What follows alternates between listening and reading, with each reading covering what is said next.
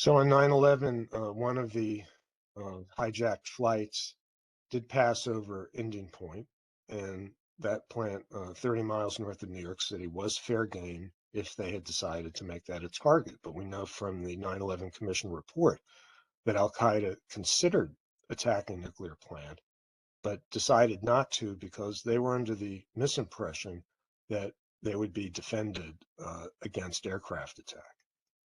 That wasn't true then. And next bullet.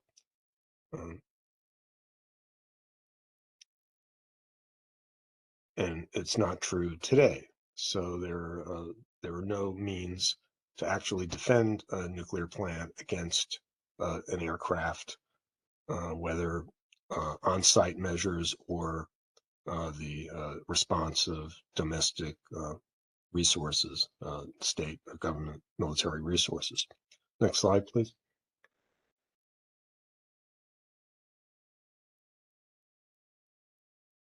And this is problematic because there are many different ways to break a nuclear plant if there's a deliberate attempt to do so.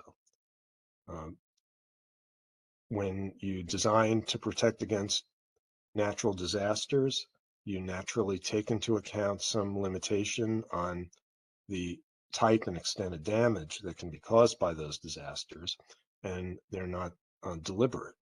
But if you're thinking about an attack where an adversary is actually their intention is to cause a radiological sabotage incident and a release of radioactivity, there are many deliberate ways which they can accomplish that. And the most direct would be to attack the reactor building itself.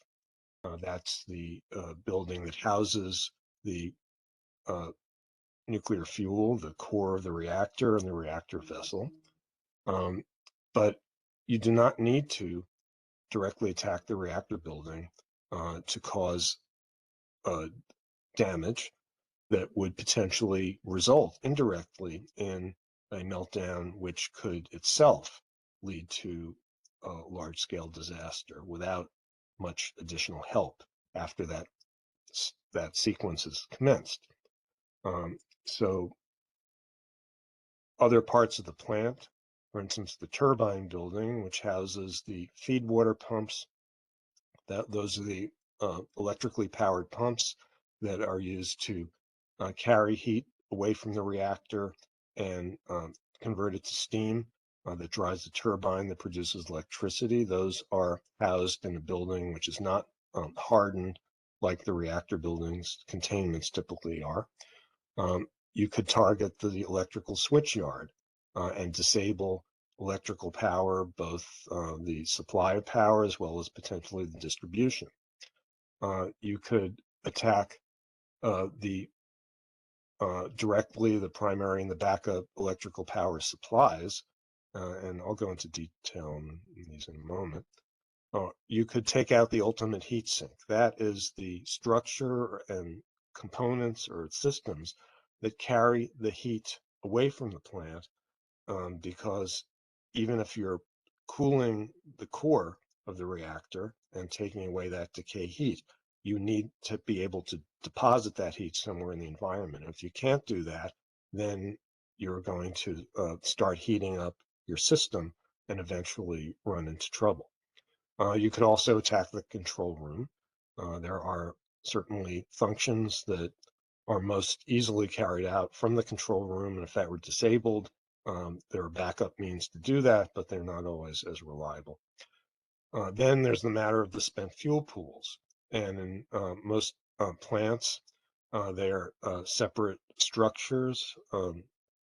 In pressurized water reactors and Western plants, they are actually in separate buildings outside the containment and have their own vulnerabilities. And then there's also other sources of radioactivity on site. One is the spent fuel storage in dry casks. Many nuclear plants around the world have taken spent fuel out of the water-filled pools where they're first stored and moved them to dry cask facilities on site. And these are typically not well protected. And that's partly because the risk posed by those facilities is lower and so the protection is considered to be commensurate with the risk that would be posed, but there are still vulnerabilities.